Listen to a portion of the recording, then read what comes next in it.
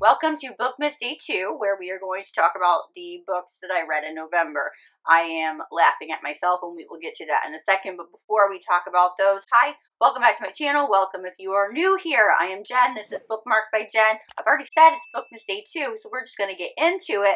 I'm laughing because when I did my November TBR, which I will link up here for you, I said I don't think that I'm going to read that much in November. I have a very busy month. I was prepping for a Bookmas, and I was also prepping for a really big trip that we were taking. We went to Disney World for the whole week, and so I was prepping for that as well. But I did have a little bit of hope for myself. I thought I could get through a little bit of reading while we traveled, as well as prepping some of my content. And let me tell you, none of that happened. Just none of that happened. We ended up driving instead of flying. I think flying would have been a little bit easier for me to get work done and a little bit of reading, but I don't know. There's just something about a road trip for me and my husband. We like chit-chatted the entire way, had some great conversations. My daughter was reading and coloring and watching movies and entertaining herself, so we just had great conversations. I did not read. I did not do any work, so I didn't get a lot done this month. I finished 3 full books and got to about 72% of my 4th book. So that's what we're going to talk that's what we're going to talk about. The 3 completed books, and maybe we'll talk about a little bit of the 4th book since I'm so far into it now. Started off the month finishing a series. I read Forgotten Dreams by Natasha Madison. It is the 5th book in the Dream series. This wasn't my favorite book of the series, but it was a good book to have a last couple and then to see some of your favorite couples from the previous books. This is between Sierra and Caleb. We've met Caleb already. We've actually already met Sierra too. Her best friend is blanking on. It's the couple before. Anyway, so Sierra does not live in Mount Gavin when the book starts. She moves to this town after she finds out on her 25th birthday that she has been adopted, and she feels justifiably betrayed. Her parents and her have this really amazing relationship, and she feels betrayed, and she needs some time, but she uproots her life. So she moves a few hours away to Mount Gavin. She buys a Victorian house that needs to be renovated massively, and she's going there because she knows that that is where she was left. She was left at a fire station. They don't know who her birth parents are, so she doesn't know who her birth parents are, and she wants to do a little bit of research, find out where she came from and who she is, because for 25 years she has known it one way, and that is not the case. She meets Caleb because Caleb is running the construction company that she hires to do the renovations on her home, and he takes an instant liking to her. Like, there's just something about her that like lights a spark under her ass, and she definitely sees a connection with him too, but there are reasons that she doesn't pursue that reason kind of irked me a little bit, especially after there was a conversation had and it should have been squashed. If you know, you know. But that I feel like this didn't have to have 5 books, is maybe, I don't know, or you could read it as a standalone and be completely fine. I think because I have read all the other books, I think it irked me a little bit more, but I still really enjoyed the series. I still really enjoyed this book. I really liked the banter between Caleb and Sierra. I liked that she was very strong-willed. I liked that she was very independent. As far as like at FMC, like, I really like my heroines to be independent. I like them to be strong. Sometimes they can be like too strong, you know, where it's like it comes off a little annoying, but I think, you know, she needed to find herself, and she needed that time on her own to really, I think, come out of herself. I think she was in a rut, and she just didn't know it, and finding out that she was adopted and then going forward to unmask everything, I think that really lit a fire under her to branch out on her own, to become her own person, become even more of a stronger willed individual than she already was, and then bring her parents into the fold, as well as also trying to find out what happened to her. There is a little bit of issue that I had with the way that everything was brought about, as far as like how she felt when she found out, completely justifiable, but then like the next interaction that she had with her parents, it was like, wait, the way that you acted and the way that you're acting now are completely different, and we don't have like any,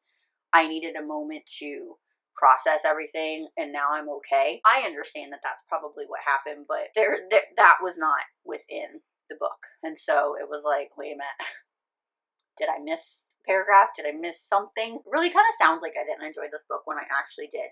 I really enjoyed the series. Like I said, it wasn't my favorite book of the series, but it ended in a well-rounded way. However, you could read this by itself. You could stop with the fourth one if you want. This book for me was more of like a 3.75. I rounded it up to a 4 because, I mean, that's what you do. And then I gave it, I think it was like a 2 or a 2.5 for spice. Then I read my arc for the month, which was The Temptation of Truth by Britt Benson. I have been waiting for this book for so long. It is the fourth and final book of the Hometown Heartless series. I have arced this entire series. I believe that it was the first book in this series that kind of got me into my rock star era. And that kind of branched me out to read a little bit more rock star romance. So Hometown Heartless is a band. They are a phenomenal, huge rock band. They tour. They have had problems of their own. Each bandmate, there's 4 of them, have their own book.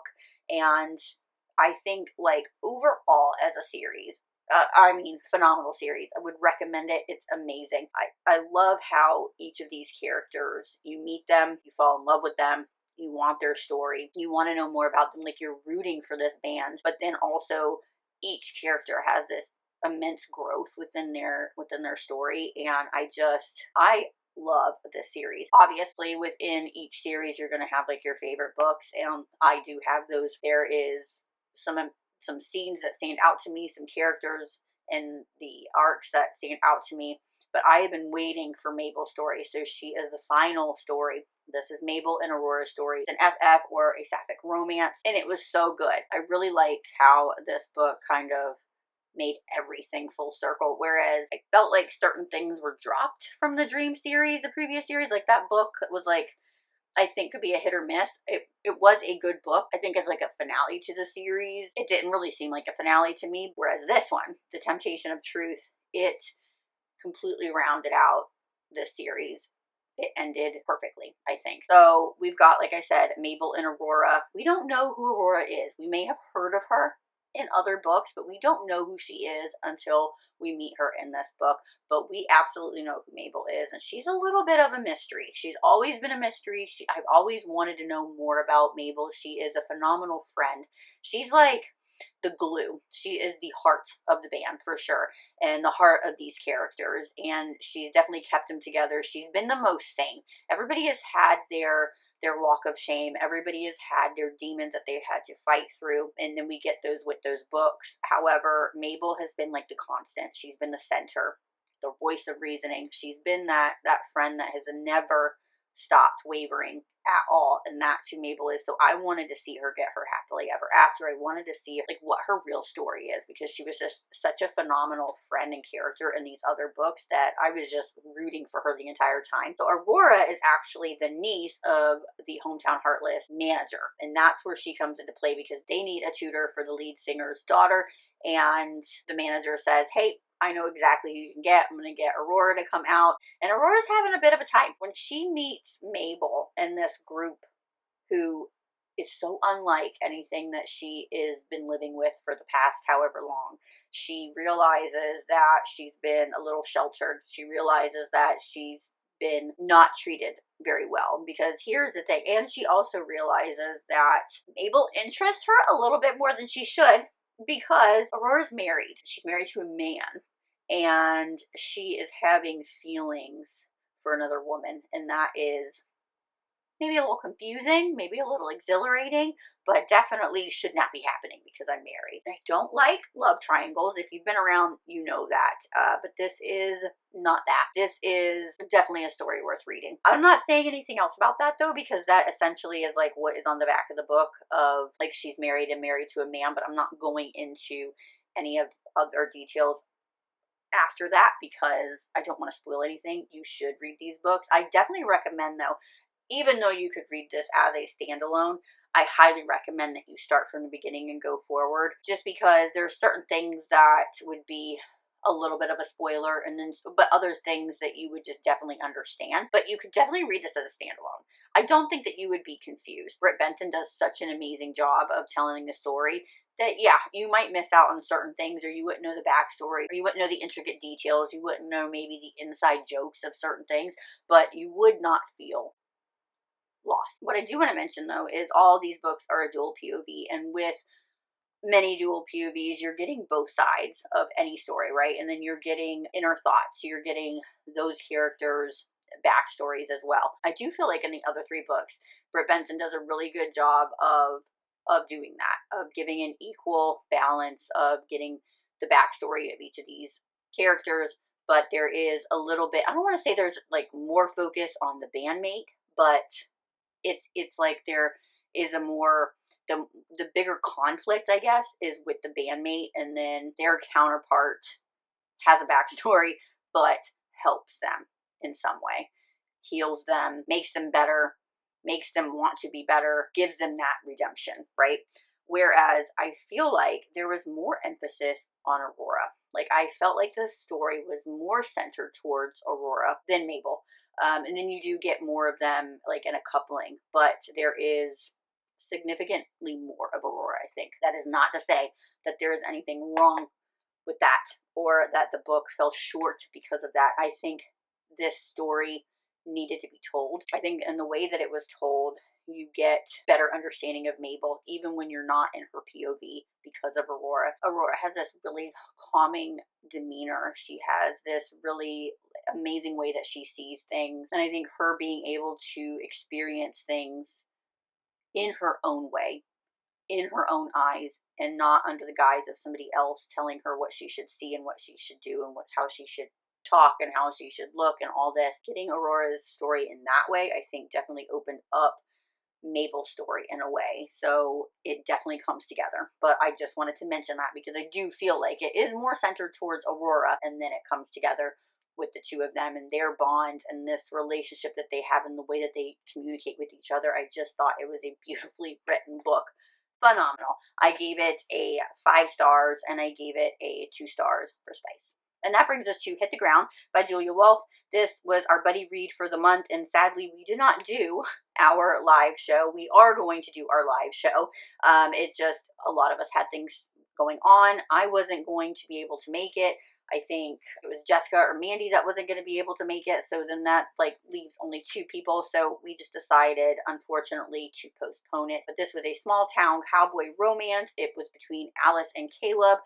I believe it's the 3rd book in this series. I do feel like I was missing out on some things. Not that the story wasn't very well told, or that I was missing out on information that was in the other 2 books. I think that I may have liked this book more. I may have understood some of the characters more had I read the other 2 books. I feel this way because after I read this book, then I started going back and looking at some of the reviews, and that is kind of where I'm coming to that conclusion. People were really excited for Caleb's story. Caleb is this very broody, grumpy, masculine character. He owns and runs the ranch. He is set in his own ways. I have a ranch to run. I have my 13-year-old son who takes top priority. And then I have my family who I love. Like, I don't need anything else. That's what I want. I just, leave me alone. I'm in my zone. And people really expressed how much they were waiting for his book. And so I'm thinking I may have felt a different way about certain things had I read the other books, but I don't feel like I missed out on anything, so I want to preface it by that. We have Caleb and Alice. I've already talked about Caleb a little bit. Alice, she is a town's librarian in the small town that they live in, and she also works nights at the local bar for just a little bit more human interaction as well. She has had it bad for Caleb for the 4 years that she's been there, and one night she decides to go for it. She kisses him. He gives her a little kiss back, and then she asks him out. He says yes, but then when he starts to think about it, he second guesses everything. He's like, wait a minute, I don't have time for this. And he says, never mind. I don't really want to do this. Like, I'm not trying to hurt you, but you're like a really awesome person, but I just don't have time for this. I don't need romance. I don't want romance in my life. And it is soul crushing for Alice because she has really fallen for Caleb pretty bad. Every interaction that she's had has like solidified that. And so, yeah, that is a big blow to the gut, but she picks herself up and she moves on. And that is when Caleb is like, wait a minute, Seeing her with another man is not cool. Didn't notice her until she put herself in front of me, and now I'm noticing her, and now it's like, well, why is she going out with that guy? That guy's not good enough for her. She should be with me. And so then he does kind of like a 180 and decides he's going to pursue her, does a little bit of groveling, shows her the more romantic side of Caleb, and also realizes that she's pretty close with his son as well, because his son is like wise beyond his years. Super smart and very wise for a 13-year-old, and does a lot of research, does a lot of reading. So where do you do that? The library. So they know each other. They get along very well. And that's a plus anyway, because Jesse really wants his dad to be happy. He sees that he might not know that he's lonely, but he's lonely. And Jesse wants him to be happy, and he really likes Alice. So it works out. I enjoyed the book. I wanted to know what was going on. It kept me invested. There were some problems that were just my problems that I have with the book that just didn't make any sense. But again, I think probably would have made more sense to me if I would have read the other two books. But for all of what it was, and not having read the two books, like, again, I don't think I'm missing out on the story. Julia Wolf did a very good job with this story. It was just certain characteristics or mentions or just a backstory that you just would have gotten from other books that maybe would have enhanced this book, that maybe would have made me, like the other reviews mentioned, were waiting for Caleb's story, who needed Caleb's story, who needed to see him get a happily ever after. I think that's where I probably could have benefited from. Regardless, I still gave this one a 4 stars. I think I gave it like a 2.5 or a 3 for spice. And then the last book that I'm reading right now, that I'm like about 72-ish% through with, is My Dark Fairy Tale by Gianna Darling. It's really good. I'm really, really loving it. I know that some shit's about to hit the fan where I'm at, and then we get into the next book, which I have right here, is My Dark Ever After. It's Gianna Darling though, so like I knew that I was gonna enjoy it, but I'm really loving Rafa and Guinevere. I love the mystery behind like everything that is happening. Guinevere doesn't know who Rafa is, and Rafa, I feel like there is like a big thing coming. Like there's something big coming, and it definitely has something to do with her family. Like, we know this. I've done a little speculating. Now I'm to the point where like I'm just reading the book and I'm enjoying it, and I'm gonna let myself be surprised or whatnot. But like, I think that's like the best way to read it. I'm loving the fact that Kindle allowed you to download the audio, so that's what I've been doing. I was trying to speed read it a little bit before we went on our Disney trip so that I could finish this book, because I knew that I wasn't going to read it while we were gone. I was going to try to read something else, but I didn't get it finished. So it will be on my December reads. I may not talk about it too much because I'm talking about it now, and I'm definitely not going to want to talk about what happens in the finale because it's a duet, and I don't like to do spoilers, so we'll see. But I just wanted to mention that that's what I'm reading now, and I did while we were away. And I say, like, I got through a few pages and then passed out. Let's see how far ahead I am. I am on page 6. Okay, I passed out, but I did read 6 pages of Distorted, which if you remember, I was really excited to read. 6 pages in and I'm hooked, but haven't gotten too far. So I'm trying to finish My Dark Fairy Tale now so I can get into Distorted and my December TBR. So we'll see how we do. Like, I'm not going to speculate. I'm not going to overdo it. I've got a lot going on for the first 13 days of December. I'm going to chug along and get what I can done and be happy with what I do. And we'll talk about it again when the time comes for me to talk about what I read in December. But that is it. Let me know what you read in November, or let me know what you're looking forward to the most in December for your reading. And I will catch you tomorrow for Bookmas Day 3. But until then, happy reading. Bye.